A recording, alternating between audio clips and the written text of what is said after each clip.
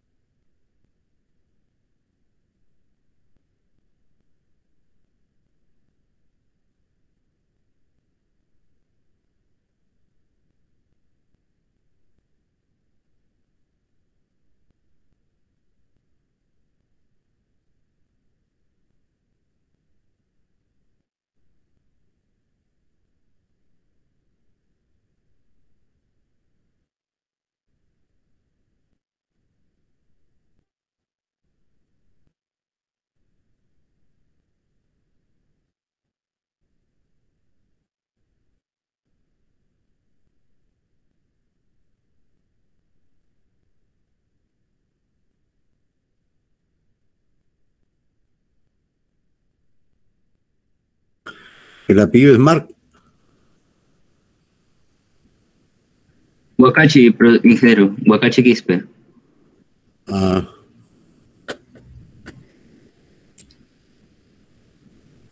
Adelante. Ok, profesor. Mi nombre es Ronald Contreras. Voy a iniciar esta exposición. Bueno, en primer lugar, contextualizar un poco, ¿no? El George Boole en el año 1854 propuso esta herramienta matemática que vamos a desarrollar a continuación, y ya por el año 1938 Claude Shannon propuso, ¿no?, como una herramienta fundamental para el análisis de circuito y para lo que es digamos, digital, ¿no? Siguiente, por favor.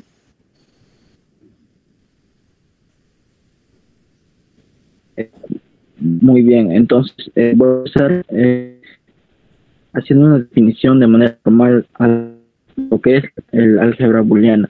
El álgebra booleana básicamente toda clase de conjunto de elementos que pueden tomar valores perfectamente diferenciables, como puede ser el 0 y el 1, y además cumplen algunas operaciones como la suma y el producto lógico.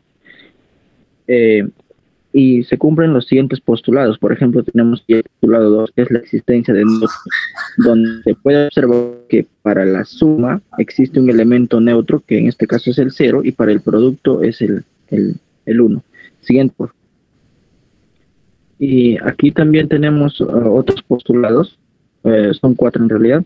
Tenemos el postulado de la conmutatividad, como se puede observar para dos elementos X y Y que pertenecen al conjunto del álgebra booleano, se puede conmutar tanto por la distribuidad para el producto con se puede observar, y también para la suma con respecto al producto. Esto ya nos parezca es diferente, ¿no?, en comparación a la aritmética convencional que estamos acostumbrados.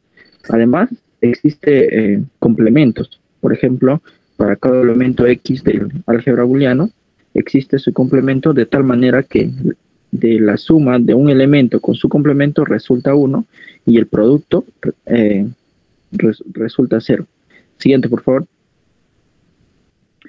En esta parte tenemos algunos teoremas que se cumplen de acuerdo a los postulados anteriores que hemos visto. Por ejemplo, tenemos el principio de dualidad, que básicamente dice que cada identidad deducida de los anteriores postulados permanece válida si la operación suma y producto y los elementos 0 y 1 se intercambian entre sí. ¿Qué significa esto? Por ejemplo, si intercambiamos sumas por productos, si se demuestra, por ejemplo, la validez de una expresión lógica y se intercambian sumas por productos productos por sumas, unos por ceros y ceros por unos, llegaremos a otra expresión lógica que también será válido, pero que no es necesario demostrar, porque como se puede observar con este principio, existe una simetría tanto para la suma como el producto, y se puede observar en esos cuatro planteamientos, ¿no? Tenemos otro teorema 2 que dice que para el elemento X booleano, X más 1 es 1 y X multiplicamente es igual a 0. Eso se demuestra a continuación. Siguiente, por favor. Aquí se puede observar, mira, tenemos que, de acuerdo a la existencia de complementos, un elemento sumado con su complemento resulta 1. Además, podemos hacer aparecer un 1 debido al postulado que nos dice que existe un elemento neutro para el producto, que es el 1. Y además, ese 1 es la suma, ¿no?, de un elemento con su complemento. Y se puede observar que al final, por la existencia de complementos y además la existencia del elemento neutro, se llega de que 1 es igual al elemento más la unidad, ¿no? Y de esa manera se demuestra. Lo mismo hicimos también para otros teoremas, como se puede observar en la parte inferior, ¿no? Para el producto, tanto para la suma, y en esa parte ya difiere de lo que es la matemática convencional que estamos acostumbrados a operar. Siguiente, por favor.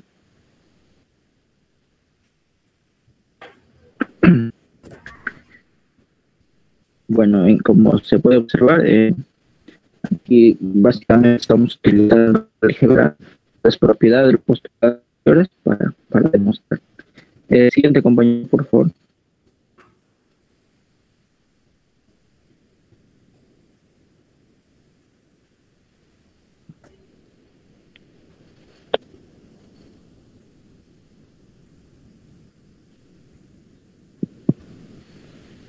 Disculpe, profesor, ¿se me puede escuchar? Sí. Ya, está bien. Entonces, gracias. Tenemos otras propiedades, como se puede ver, las asociativas, tanto para la suma como para el producto, y también la existencia de la negación, ¿no?, que sería el elemento en sí. Para todo elemento X que pertenece al conjunto booleano se puede ver esa relación también. Eso se puede demostrar dentro de la tabla de Bernoulli, ¿no?, inferior, y existen múltiples propiedades que nos permiten usar funciones booleanas, y también tenemos lo que es ¿no? A ver, siguiente, por favor. Aquí tenemos el teorema de Morgan, y básicamente el primer teorema nos dice que el complemento de un producto de variables es igual a la suma de los complementos de la variable. ¿Cómo se puede entender o cómo se podría interpretar esto? De que el complemento de dos o más variables a los que se aplica, por ejemplo, la operación AND, se aplica la operación OR a los complementos de las variables. Puede hay por X por Y, es humano, o sea, la operación O, pero también lo hemos mostrado en la parte interior con la tabla de ver. Bueno, también puede ver la existencia, ¿no?, de la parte NAND y el nuevo. Siguiente, por favor. Y otro teorema también, ¿no? Teorema. Un teorema nos habla del complemento de dos o más variables al aplicar la operación OR, es equivalente al aplicar la operación AND, pero los complementos de cada variable.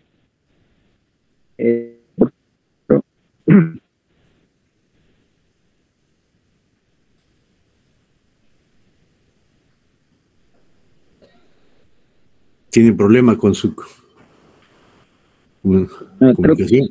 Creo que sí, mi red está. ¿Cuál es tu apellido? Contreras, sorry. ¿Ya terminaste o falta todavía?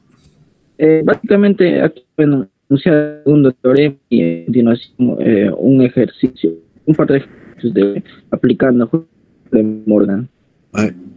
Pasa, sube, avanza un poquito para ver. Sí, a la siguiente. Ya. En esta parte, como se puede observar, se aplica el teorema de Morgan, dos expresiones lógicas. Ya. Primera parte, si tenemos un cambio de variable dice igual a x igual a y, podemos aplicar el primer teorema de Morgan y luego el segundo, y se puede observar que el completo de la suma es igual al del producto, ¿no? Y lo mismo se aplica en el ejercicio número 2. Avanza, Y de ahí pasa mi compañero. Ya, ¿cuánto pido? Contreras. Sí, profesor Contreras Soria. Ya. Está bien, no hay problema.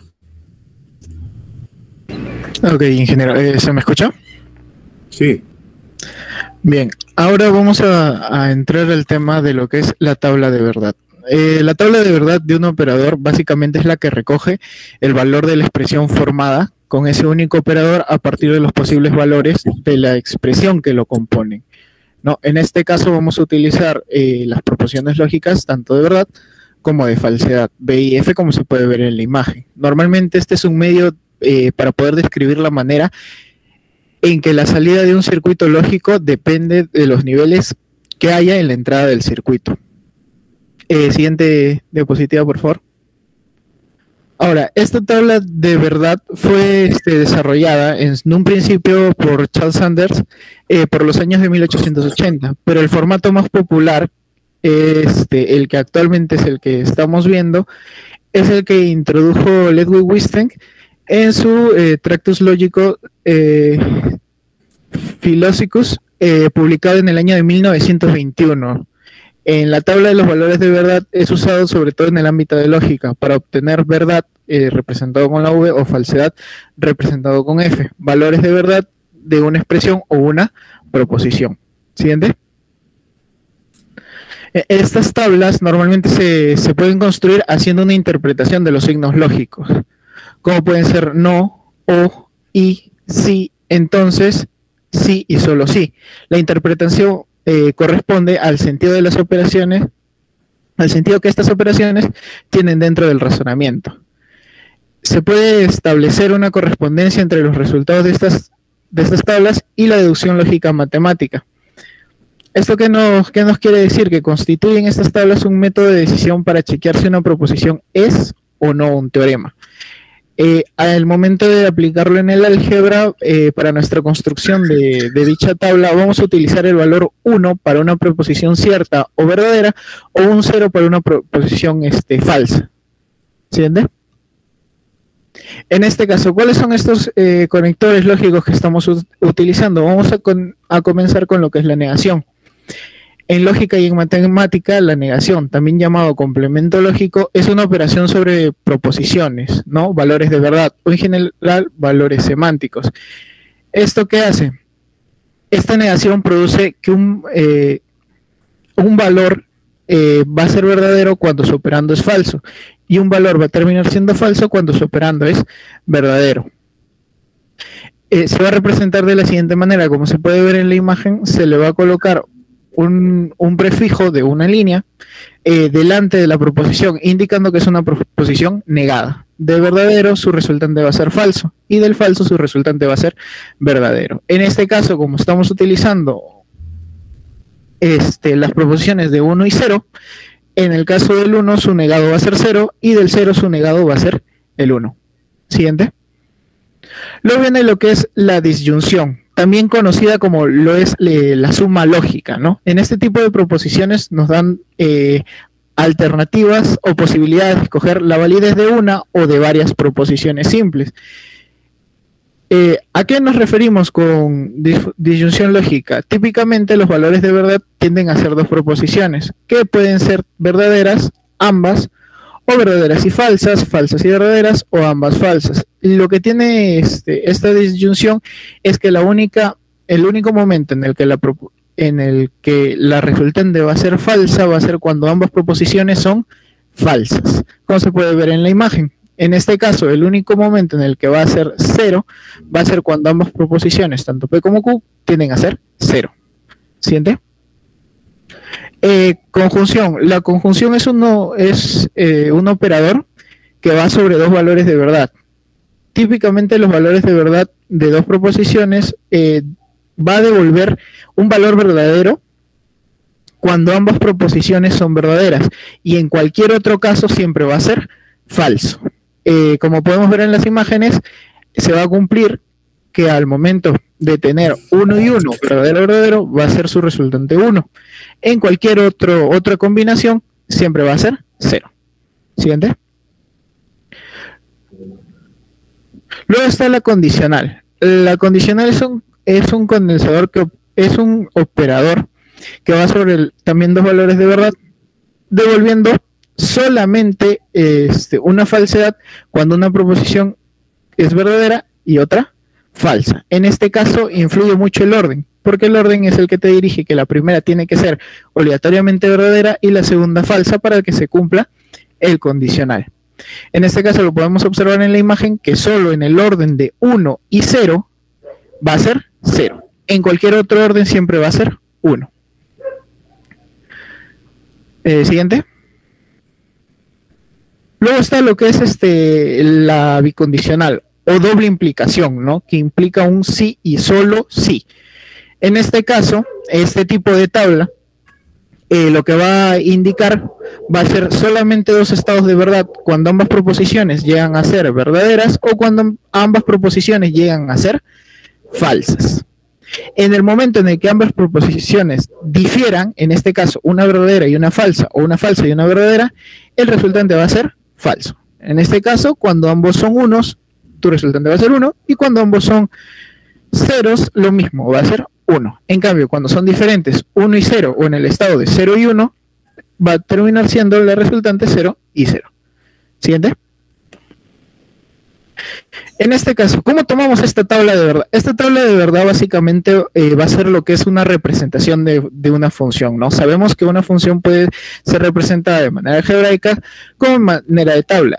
El detalle cuál es que al momento de nosotros representar algebraicamente la función se puede representar de distintas maneras o de distintas formas, pero solo va a tener una tabla de verdad. Siguiente. Ahora, la forma más cómoda para ver esta equivalencia entre la tabla de verdad y la expresión algebraica es cuando esta se da de forma canónica. Así la función canónica de suma de productos, siendo en este caso este ejemplo de f igual a esta función, ¿qué es lo que nos va a indicar? Nos indicará que será 1 cuando uno de los sumandos sea 1, lo que significará que tendrá, por lo tanto, 4 combinaciones, las cuales serían en representación de orden 0, 1, 0 para A', B y C'. En este caso, tomando que C' es una negación. Va a ser 1, 0, 0 para A, B' y C'. 1, 0, 1 para A, B', C, y 1, 1, 0 para A, B y C', siendo el resto de combinaciones ceros. Con la función canónica de producto de sumas se puede razonar de forma análoga, pero en estos casos observando que la función será 0 cuando lo sea uno de los productos. Recordemos que para, en este caso, nuestro trabajo de álgebra de Boole, vamos a reconocer que las mayores tablas de verdad que utilizamos van a ser tanto la negación, la disyunción y la conjunción, sobre todo para el momento en el que nosotros nos ponemos a hacer lo que son las compuertas lógicas. Siguiente diapositiva. Y bueno, eso sería todo por mi parte, profesor. Ahora le doy paso a mi compañero. Apellido. Lozano. Ya Lozano. Buenas noches, profesor. Bueno, Mi nombre adelante, es adelante. Adrián Cancho Huarcaya. Y bueno, voy a continuar con la exposición. Bien, ya que sabemos que una función lógica o booleana puede representarse en tres formas diferentes, las cuales son en forma de tabla de verdad, en forma gráfica o de compuerta lógica, o mediante una expresión algebraica, se procederá a explicar esta última. Bien, una expresión algebraica se utiliza cuando se realizan las operaciones algebraicas definidas anteriormente, puesto que ayuda a resolver dichas funciones con las propiedades del álgebra de Boole. Además, esta representación tiene la particularidad de expresar una misma función booleana de distintas maneras, ¿no? Pero todas de ellas serán equivalentes.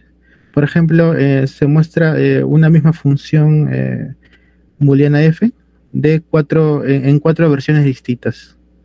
Siguiente, por favor. Bien, la función puede evaluarse para las diferentes combinaciones de valores que tomen las variables, es decir, en ceros y unos. Además, existen infinitas representaciones equivalentes de una función a través de dichas expresiones. Como se mostró en la diapositiva anterior, una función no solamente se puede representar de n maneras, sino de infinitas formas, ¿no? Y además, el problema de síntesis lógica consiste en encontrar la mejor expresión para representar una función. Esto quiere decir que cuando se plantea un problema, generalmente la expresión booleana que se nos brinda no es la óptima. Es decir, existe una expresión más fácil, clara y sencilla de implementarla. En ese sentido, la simplificación se puede dar por teoremas de Boole o también mediante mapas de Carnot. A continuación se va a explicar el primer método. Siguiente, por favor. La simplificación mediante teoremas, como su mismo nombre lo indica, por este método se van a utilizar propiedades, leyes y postulados de la álgebra de Boole, con el objetivo de simplificar las expresiones lógicas o transformarlas en otras equivalentes, pero con un número menor de variables. Se muestra también una tablita con los diferentes teoremas que se van a utilizar para resolver para simplificar dichas funciones, y a su vez también se muestra su dual. Como ya se indicó al inicio, para hallar el dual de un teorema se reemplaza el 0 por el 1, el producto por la suma y la suma por el producto. Por ejemplo, en la propiedad 4a se tiene a por a complemento igual a 0. Para hallar su dual simplemente cambiamos o intercambiamos el producto por la suma y el 0 por el 1. Es lo que se obtiene a más a complemento igual a 1. Y a modo de otro ejemplo, en la propiedad 11a se tiene a más a complemento por b igual a más b. Para hallar su equivalente dual, cambiamos el producto por la suma y las sumas por el producto, de tal manera que su equivalente dual será a por a complemento más b igual a por b. Siguiente, por favor. Y bien, a modo de un ejemplo, se nos pide simplificar la siguiente función que tiene 5 términos, el cual la función se puede leer como a complemento por b complemento por c complemento más d, más a complemento por b complemento por c por d, más a por b complemento por c complemento por d, más a por b complemento por c por d, más a por b complemento por c por d complemento. Se observa que de los dos primeros términos se puede aplicar la propiedad 8a, y de la misma manera el tercer y cuarto término, a lo que resulta a complemento por b complemento por d por c complemento más c, más a por b complemento por d más por c más c complemento. Y el quinto término queda de la misma manera, ya que sabemos que una variable más su complemento es igual a 1, la función queda reducida a 3 términos en la tercera línea, con lo que queda a complemento por b complemento por d más a por b complemento por d más A por B complemento por C por D complemento. Aplicando nuevamente la propiedad 4B o 8A, se obtiene B complemento por D por A complemento más A. Y el tercer término se queda igual, ya que sabemos que A complemento más A es igual a 1. La expresión queda reducida a tan solo dos términos: B complemento por D más A por B complemento por C por D complemento. Aplicamos nuevamente la propiedad 8A, lo que resulta B complemento por D más D complemento por A por C. Y aplicando a esta la propiedad 11A, la cual era A más A complemento por B igual a A más B. En este caso el D toma el valor de A y A por C toma el valor de B, a lo que resultará B complemento por D más AC. Y finalmente se aplica la propiedad 8A, pero a la inversa, ¿no? Lo que resultará finalmente una función de dos sumandos, ¿no? B complemento por D más A por B complemento por C. Esa sería su expresión equivalente. Siguiente, por favor.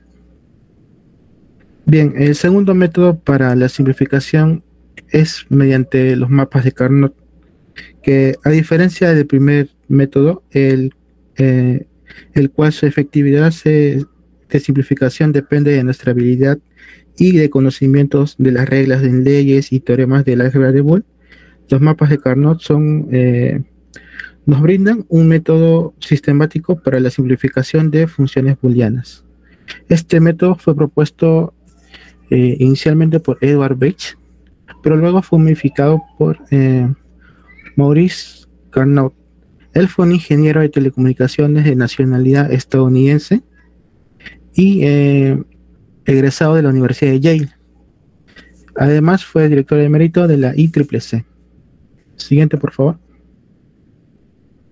Pero específicamente un mapa de Carnot se define como una matriz de celdas donde cada celda representa un valor binario de las variables de entrada.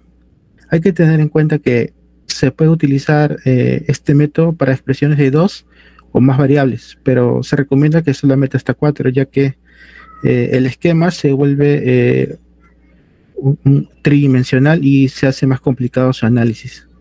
Y también que el número de celdas de un mapa K es igual al número total de posibles combinaciones de las variables de entrada. Es decir, si yo tengo n variables, el número de celdas será igual a 2 a la n. Bien, pero para utilizar y emplear este método de manera correcta, es necesario saber elaborar y construir el mapa de Carnot para 2, 3 y 4 variables de forma adecuada, ¿no? Por ejemplo, para 2 variables, el número de celdas sería 2 al cuadrado igual a 4, y es el esquema que se muestra en la parte inferior. Se realiza también una línea divisoria con las variables, que son en este caso A y B, y se colocan los valores 0 y 1 para ambos lados. Siguiente, por favor. Bien, para una construcción del mapa de Carnot de 3 variables, se tendrá un número de celdas igual a 2 al cubo igual a 8, y es el esquema que se muestra en la parte izquierda de la diapositiva. Se hace también la línea divisoria de variables. A un lado se coloca A con los valores 0 y 1, y por el otro lado se coloca B y C con valores 0, 0, 0, 1, 1, 1 y 1, 0. Hay que tener en cuenta este formato de 0, 0, 0, 1, 1, 1 y 1, 0, pues es el que se trabajará en todos los mapas de Carnot. Y finalmente, para una construcción de 4 variables, el número de celdas será igual a 2 a la cuarta igual a 16, y del mismo modo, ¿no?, se coloca una línea divisoria para A, B y C y D, y para ambos lados se colocará 0, 0, 0, 1, 1, 1 y 1, 0. Siguiente, por favor. Y bien, para aplicar todo lo dicho, se nos brinda una tabla de verdad de una función booleana, y nos damos cuenta que tiene 3 variables. Al tener estas 3 variables, tenemos que elaborar nuestro mapa de Carnot adecuado, ¿no?, con 8 celdas. Es el que se muestra en la figura. Luego se dividen las variables z por un lado y x y y por el otro. Y se coloca por el lado de z 0, 1 y por el lado de x, y 0, 0, 0, 1, 1, 1 y 1, 0. Lo que sigue es ubicar los unos, pero de la función. Es decir, por ejemplo, en la cuarta línea se tiene que para x igual a 0, y igual a 1 y z igual a 1, se obtendrá que el valor de la función será igual a 1. Este 1 se ubica en el mapa de Carnot según dichas coordenadas. Para cuando x es igual a 0, y igual a 1 y z es igual a 1. En este caso, su ubicación se encontrará en el primer uno del rectángulo verde. Y así sucesivamente. Luego de ubicar todos los 1, se procede a completar por descarte todos los demás cuadrados vacíos con el valor de 0. Luego de ello, se empieza a agrupar a los unos en grupos de 2, 4, 8, 16.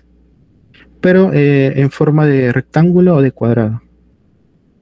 En este caso, en este ejercicio, se logra hacer eso con 3 rectángulos, ¿no? Formando 3 grupos. Y ahora a estos 3 grupos hay que nombrarlos. Siguiente, por favor. Para nombrarlos, lo que se hace es colocar las coordenadas de cada uno que lo componen a cada grupo, y para facilidad de este ejercicio he puesto que cada grupo tiene una denominación A, B y C. Para el caso de A, el 1 superior, que es el que se encuentra en el cuadrado anaranjado, tendrá coordenadas 0, 1, 1. Para el 1 inferior, 1, 1, 1. Bien, el nombre de este grupo de unos será X y Y. ¿Por qué? Porque es el valor que se mantiene constante. El valor de Z, como ven, cambia de 0 a 1. El mismo procedimiento para B. La ubicación de un 1 será 1, 0 y 1. Y para el otro, 1, 1, 1. Vemos que el X cambia y por lo tanto a este no lo consideramos en el nombre de este grupo. Por lo que nos quedará Z por Y. Y finalmente, para hacer lo mismo, un 1 tendrá ubicación 1, 1, 1 y el otro 1, 1, 0. Vemos que Z y X se mantienen constantes y es con estos con lo que vamos a nombrar. Finalmente, la función simplificada y óptima será Z por Y más X por Y más Z por X. Siguiente, por favor. Eso sería todo por mi parte, profesor. ¿Cuál es tu apellido? Cancho Huarcaya. Ya. Bien, profesor, mi nombre es Huacachi. Para continuar, vamos a hablar sobre las compuertas lógicas. Esas compuertas lógicas son dispositivos que operan con estados lógicos y funcionan igual que una calculadora. Por un lado, van a ingresar los datos, esa se realiza mediante una operación y finalmente se muestra el resultado como mostramos en el esquema, ¿no? Datos de entrada, compuerta lógica y datos de salida.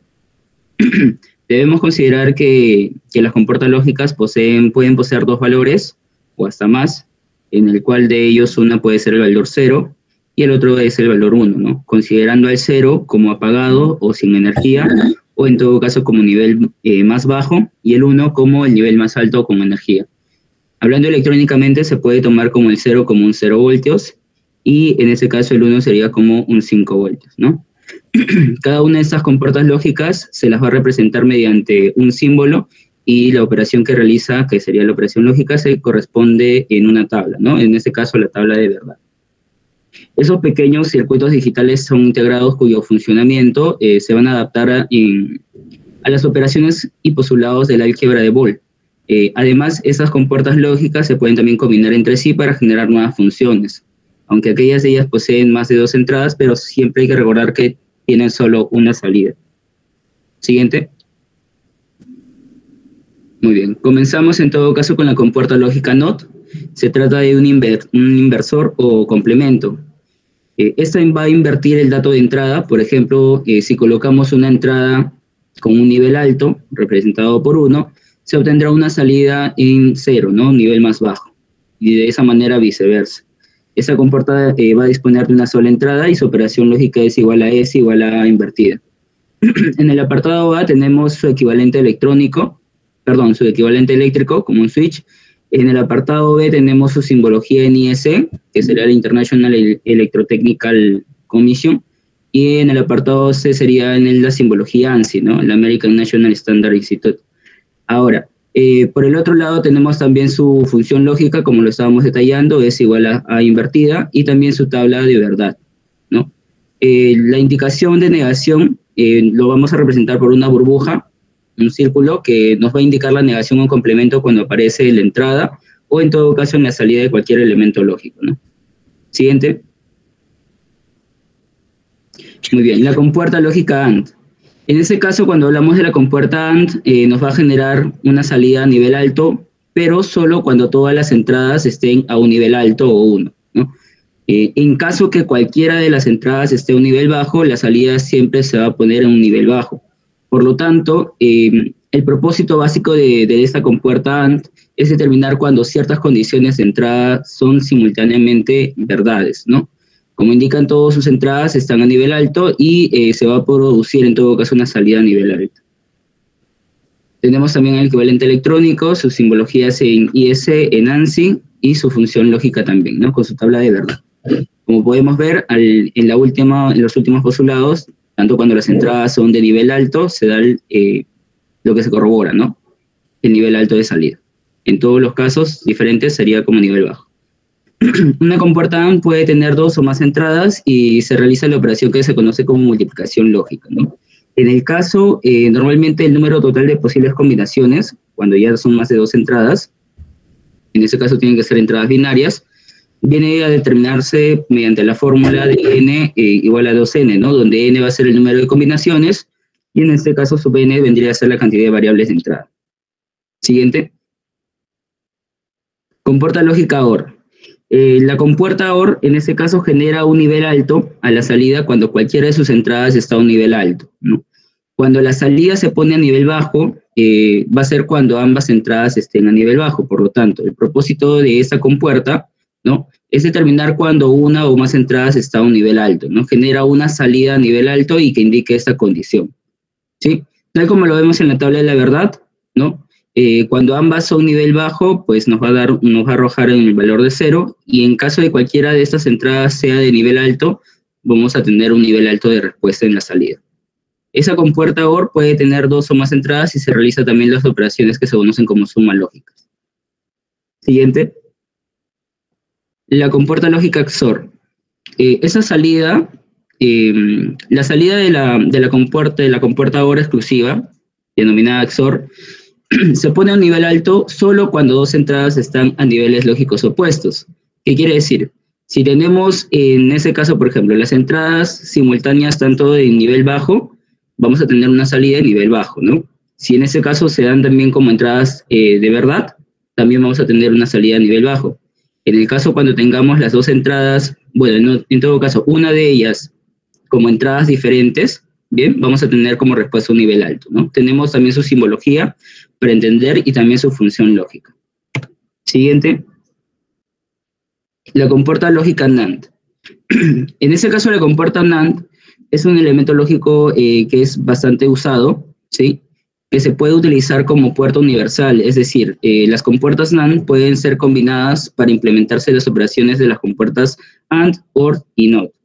El término NAND es la contracción de NOT y AND, que implica una función AND con salida complementada negada, ¿sí? La compuerta NAND normalmente va a generar una salida a nivel bajo y solo cuando todas las entradas están a nivel alto, se va a dar este nivel bajo, ¿no? Cuando cualquiera en ese caso las entradas a nivel bajo, las salidas se van a tomar como nivel alto, ¿no? Lo contrario de lo que veníamos hablando en el AND, ¿no?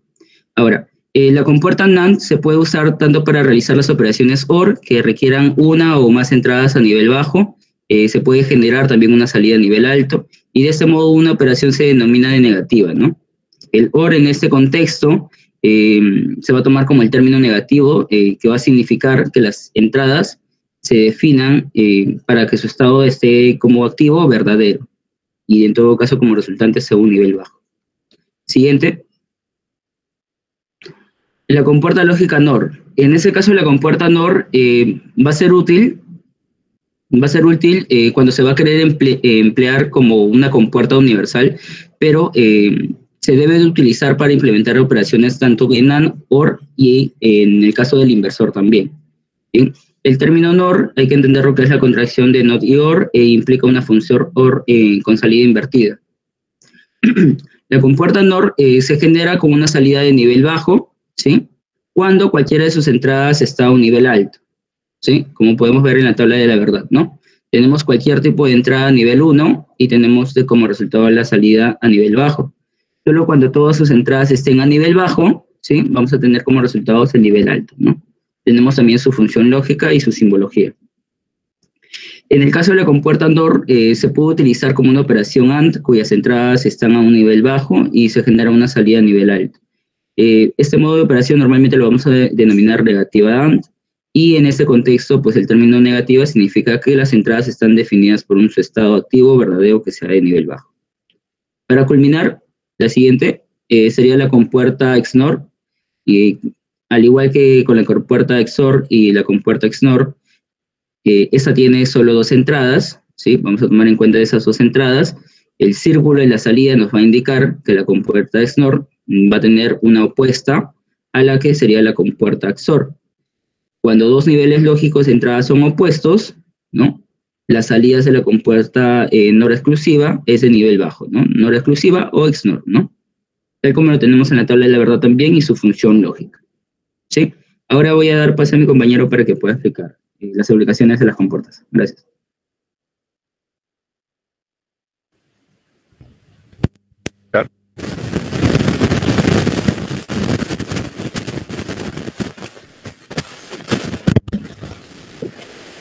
Profesor, ¿me escucha?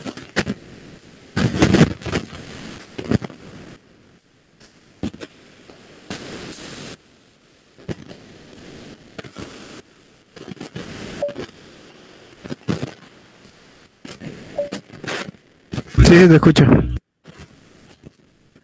Ok, ahora vamos a verificar las diferentes ¿Quién es el que compuertas. puso? Anteriormente Huacachi, ingeniero. Huacachi. Ya. Adelante. Ya, ok. Ahora vamos a verificar las diferentes compuertas, pero mediante, ¿no? Representación en switch, ¿no? Cada compuerta. Vamos a hacer la verificación de sus respectivas tablas de verdad. Para comenzar vamos a utilizar, ¿no? Una compuerta AND. Esta sería la representación mediante los switch. Ahora, para la entrada A y B, cuando los dos son 0, ¿no? En este caso, cuando el circuito está abierto, nos da que el LED no enciende, ¿no? Nos da 0, ¿no? Se corrobora la primera parte. Ahora, cuando A es 0 y B es 1, 1 cuando el circuito está cerrado, nos sigue dando 0, ¿no? Ahora, cuando A es 1 y B es 0, nos sigue dando 0. Y cuando A y B son 1, a la función, ¿no? La terminal X, nos da 1 y enciende el LED, ¿no? Se corrobora, ¿no? Su tabla de verdad con esta representación. Ahora, también con la compuerta NAND, esta sería su representación mediante switch. Cuando son 0, 0, nos tiene que dar 1, y en este caso, ¿no? Enciende un poquito el LED. Cuando la entrada A es 0 y la B es 1, nos da 1, y viceversa, ¿no? Cuando A es 1 y B es 0, nos da 1. Cuando las dos entradas son 1, nos tiene que dar 0, y se corrobora, ¿no? El LED no enciende, 0. Ahora la compuerta NOR.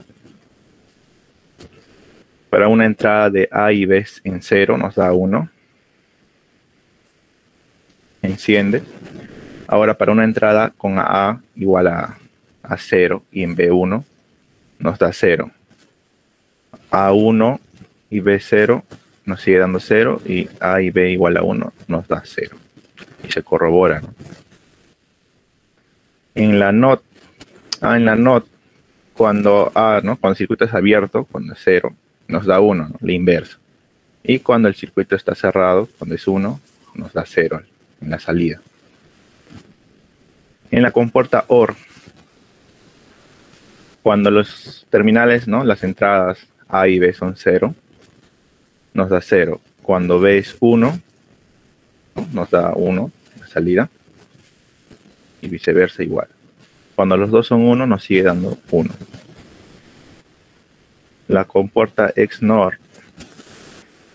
Bueno, aquí está la representación, ¿no? Mediante switch. Ahora vamos a ver, cuando las entradas A y B son 0, ¿no? O sea que están abiertas. Pero como tienen sus complementos, ¿no? En la función, tendrían que estar cerradas. Y nos da 1. Ahora, en el caso de que A sea 0, B igual a 1. Como B es igual a 1, su complemento sería 0, ¿no? Abierto. Y nos da 0. Ahora, cuando A es igual a 1, su complemento tendría que ser 0, que se representa mediante el switch abierto. Con B igual a 0, el complemento tendría que ser 1. Y nos da 0, ¿no? La función final. Ahora, cuando los dos A y B son 1, su switch, ¿no? Complementos son en abierto, nos da 1 la función final. Y por último, la compuerta XOR. Cuando las entradas A y B son 0,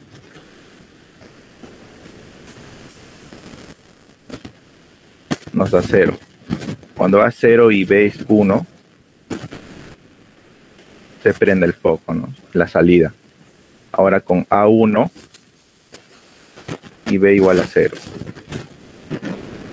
también enciende. Pero cuando A y B son 1, o sea, el circuito cerrado, la función final nos da 0. Y así se corrobora, ¿no?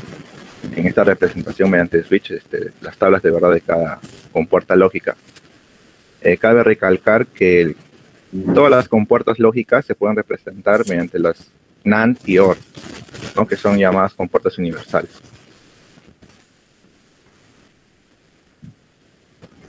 Ahora le doy paso a mi compañero.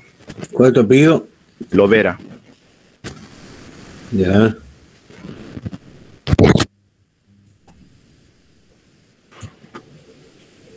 Ya, buenas noches, profesor, compañeros.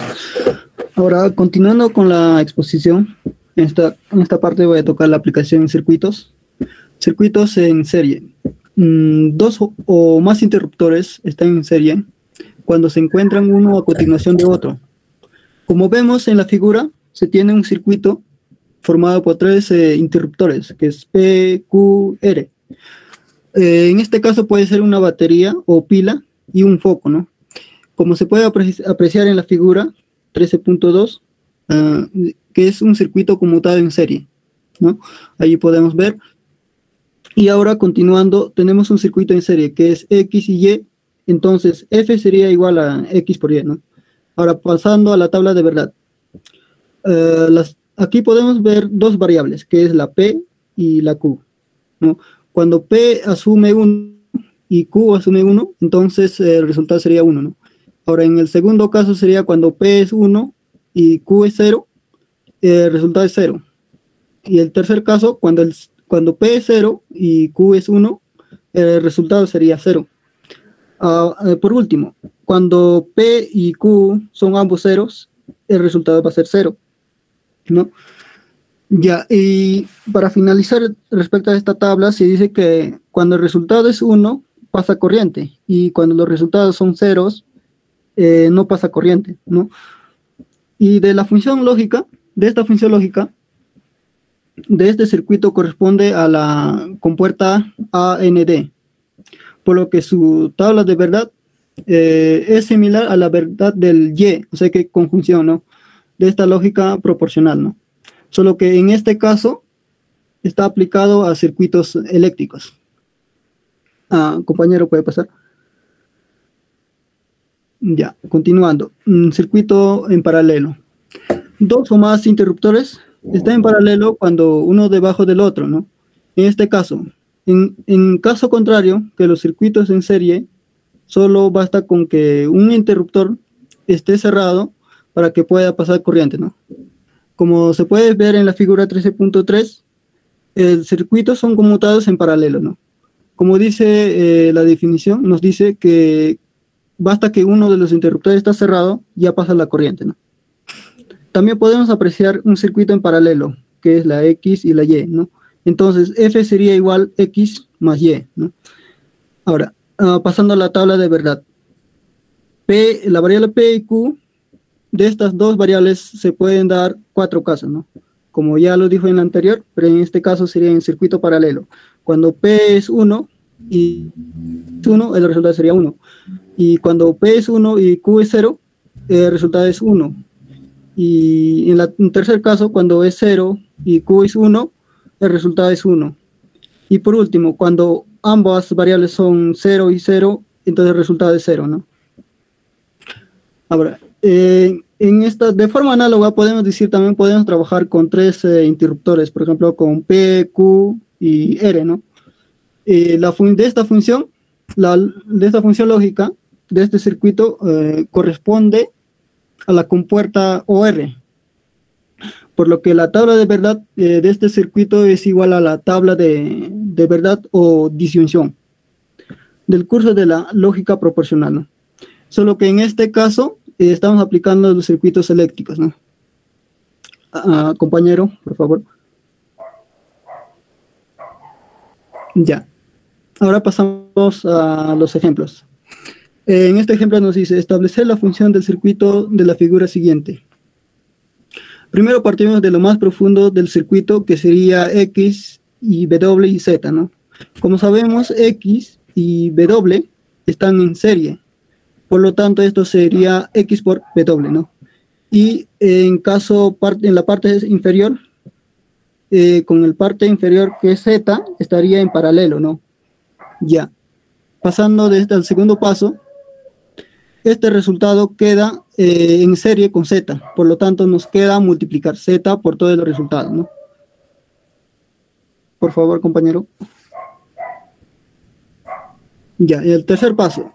En la imagen podemos apreciar X, Y, W, que están en serie, ¿no? Ya, simplemente estaríamos multiplicando X por Y por W, ¿no? Ahora, por último, ya obtenido los resultados en la parte superior y en la parte inferior, ambos resultados quedarían en paralelo, ¿no? Y por lo tanto estaríamos sumando ambos resultados, ¿no?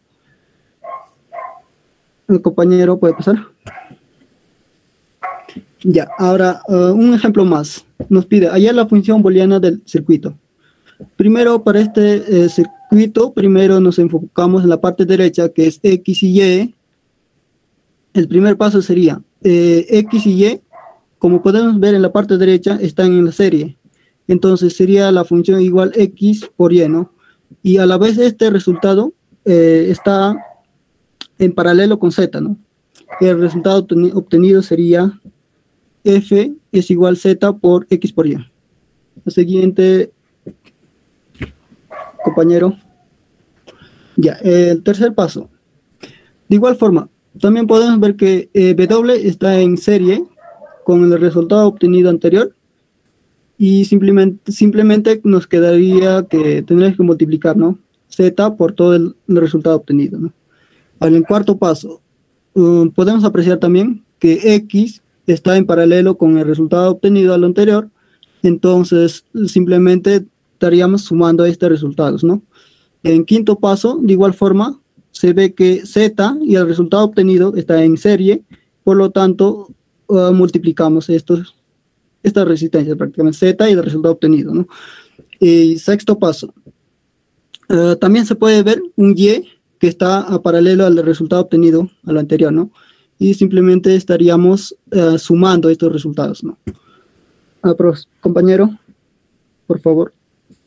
Ya, como séptimo paso tenemos una resistencia X, una resistencia W, y como se ve que está en paralelo, entonces simplemente sumamos, ¿no? Ya, de hecho esto, ya pasamos este resultado obtenido al anterior. Como se ve que está en serie, entonces simplemente multiplicamos y nos sale este resultado, ¿no? Octavo paso. Aquí podemos ver una resistencia Y que está en paralelo con el resultado anterior. Entonces simplemente sumamos, ¿no? Allí podemos apreciar el resultado. Y por último, tenemos, ¿no? De todo el circuito obtenido nos sale una respuesta, ¿no? Que sería una resistencia, ¿no? Ya. Entonces sería W, Z y el resultado obtenido del circuito todo estaría en serie, ¿verdad? Entonces esto simplemente estaríamos multiplicando, ¿no? Y el resultado obtenido sería todo eso que estamos viendo en la imagen. Compañero, por favor. Ya. Pasando a otro punto que es álgebra booleana en la electrónica digital, ¿no? La electrónica digital se dice que es una rama de ingeniería electrónica, ¿no? Eso se sabe que esta maneja información que es codificada en dos estados únicos. Falso, pues es 0, y verdadero cuando es 1, ¿no? Al ingresar una determinada señal a un dispositivo, por ejemplo, un voltaje a este se le asigna un valor de 1, ¿no? Y esto conlleva a que, usando el álgebra booleana y un sistema numérico binario, podemos realizar las operaciones lógicas y aritméticas, ¿no? Ya estudiadas, sobre todo las señales han sido ingresadas, ¿no? Ahora, aquí en la tabla podemos apreciar una entrada A y una entrada B y una salida S, ¿no? Y en este caso se puede dar cuatro casos. Cuando la entrada A es 0 y la entrada B es 0, entonces la salida también es 0. Y eso se da todo gracias a la función que podemos apreciar allí. Y así sucesivamente podemos obtener esos resultados, ¿no? Compañero, puede pasar. Ya. Como sabemos, en los últimos años, la electrónica digital se ha convertido en una pieza fundamental del avance tecnológico, ¿no? Y demasiada importancia en diversos campos, como por ejemplo computación, automatización y robótica, ¿no? Ahora, en la computación, como sabemos, las computadoras hacen todo su trabajo debido a los microprocesadores, ¿no? Es el último el que lleva a cabo las microoperaciones, ¿no? Las cuales se realizan en el lenguaje binario a nivel bit, ¿no? Pasando al siguiente, PPT, compañero. Ya. Como sabemos, una computadora está integrada por un ROM, ¿no? Por una memoria ROM, que es memoria de solo lectura, ¿no? Y memoria RAM, que es memoria de acceso aleatorio, ¿no? Al utilizar la computadora, debe saber qué programas internos ejecutar, ¿no? Y así ocurre con los demás procesos, ¿no? Toda esta información se almacenan en el ROM, el cual está en el código binario y utiliza los operadores lógicos, ¿no? Para manipular la información.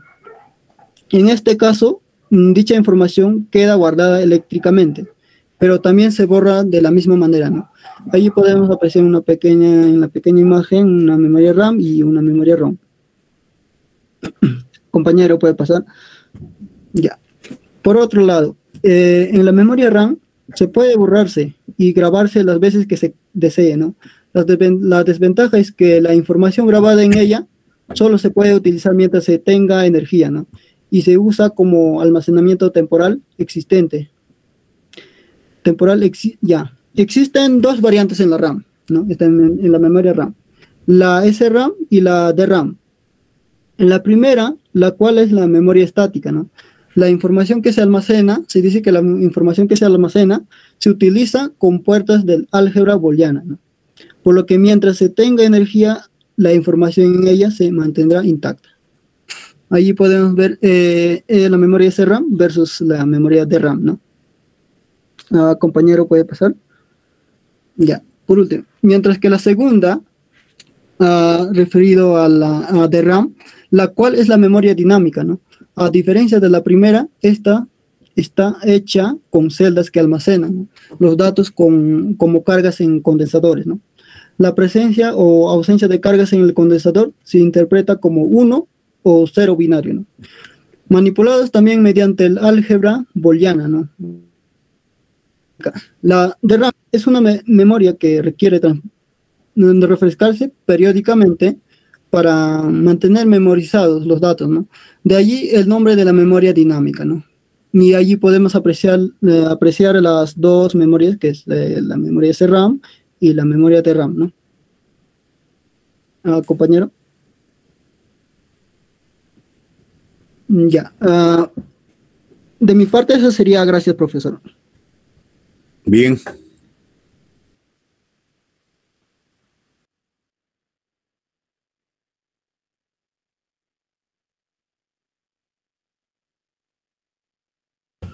¿Cuánto grupo falta? Faltan 2 grupos, profesor. 2 grupos. ¿Ya está en tu grupo o lo dejamos para la próxima?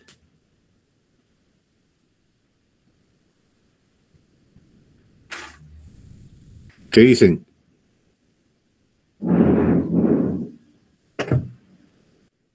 Profesor, nosotros somos el grupo 8, pero no creo que alcance el tiempo para nuestra exposición, porque falta el grupo 7 todavía. Entonces el miércoles. ¿Qué semana es? Nosotros somos los...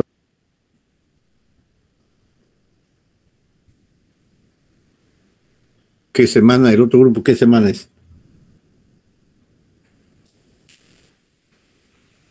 Semana 10 y semana 11, los dos últimos grupos, profesor. Semana 10. Ya se han disparado ya. Tenemos que hacer hasta la semana 8, ¿no? Semana 7. Eso ya viene entonces después del examen. La semana 8, ¿quién hizo? ¿El grupo de hoy día? Sí, Sí, profe. no, nosotros hicimos la semana 9, la semana 8 es de exámenes. 9 ya se han disparado ya. Por razón estaban haciendo. Hay que cambiar sílabos. Ya hasta ahí está bien para el examen ya.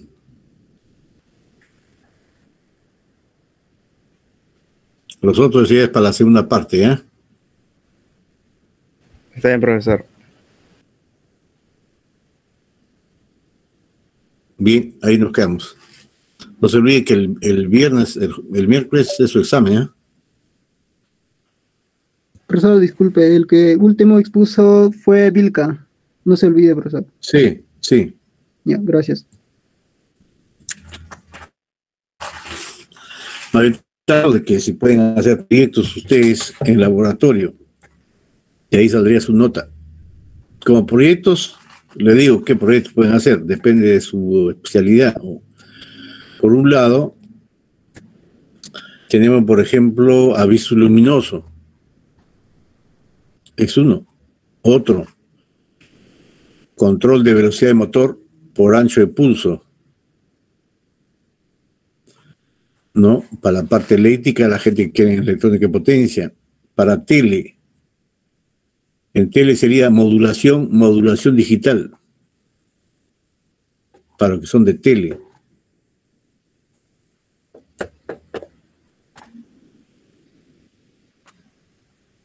Otro, el reloj digital. Un reloj digital propiamente dicho, no sé cómo funciona la parte interna de un reloj digital. Otro, en el estadio hay un reloj, ¿verdad? Los que han ido al estadio o ven en la televisión, hay un estadio, en el estadio hay un reloj. Ese reloj, una cosa es hacer el reloj digital que tenemos, que usamos, ¿no? Que son con display. Otra cosa es ver el reloj digital en el estadio, ¿no? Tremendo reloj. ¿Y cómo trabaja eso? Se entiende que el reloj digital de que utilizamos nosotros trabaja con una pilita, ¿no? De 1.5 voltios, pero el del estadio, ¿con cuánto trabaja? Con 220. Entonces, ¿cuál es el sistema de interfase en la parte digital y la parte de potencia? ¿Con qué trabaja? ¿Con foco? ¿Cómo hacen su display? A base de focos. Entonces, por ahí viene la investigación. Otro, si alguien quiere poner sobre un instrumento digital, hay varios temas ahí. Vean ustedes, analicen, conversamos el miércoles, ¿ya?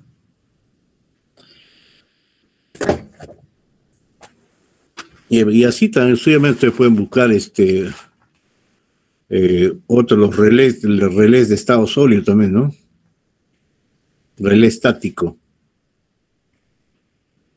Cuando les digo yo de aviso luminoso, se tiene aviso luminoso, por ejemplo, también hay unos ahí, habrán visto ustedes unas propagandas donde se observa, no sé si existe ya, una gaseosa, por ejemplo, Coca-Cola, como si estuviese llenando, ¿no? Puedes trabajar con digitales. Lógicamente, todo esto ya viene con su Python, viene utilizando microprocesadores, microcontroladores, ¿no? Cada vez que avanza la ciencia, la tecnología se crea más de su pasión, ¿no? Ustedes saben eso. los que van a entrar a la parte de electrónica de potencia, los de eléctrica, manejar los PLC, controladores lógicos programables, ¿no? Las interfaces son los tiristores, TRIAC, entonces cómo trabajar ahí, ¿no? Cómo hacer las conexiones.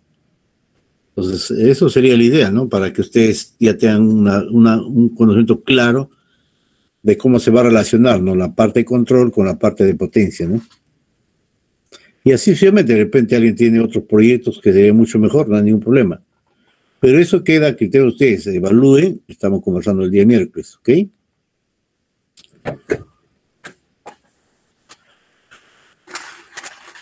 Si hay voluntarios, a buena hora. Y en eso ya se puede ir avanzando, porque la segunda parte, aviso luminoso, vamos a ver contadores, vamos a ver contador de anillo, Johnson.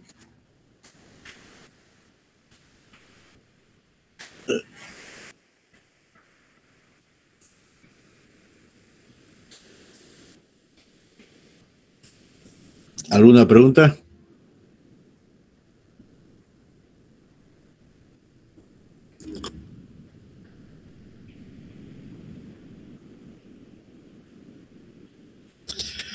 El día miércoles voy a hacer un planteamiento de un tipo más o menos, por ejemplo,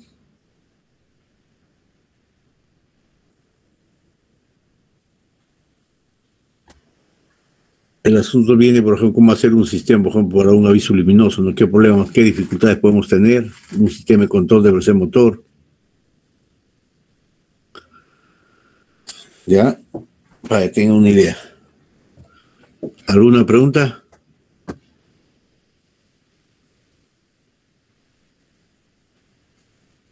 Bien, nos vemos, muchachos. Hasta el miércoles. Evalúen ustedes, esto de los proyectos, ¿eh? Está bien, profesor. Hasta el miércoles, entonces. Yo les sugiero que trabajen. Dense un tiempecito, van a aprender muchas cosas así. ¿Ok? Bien. Luego, profesor. Chao.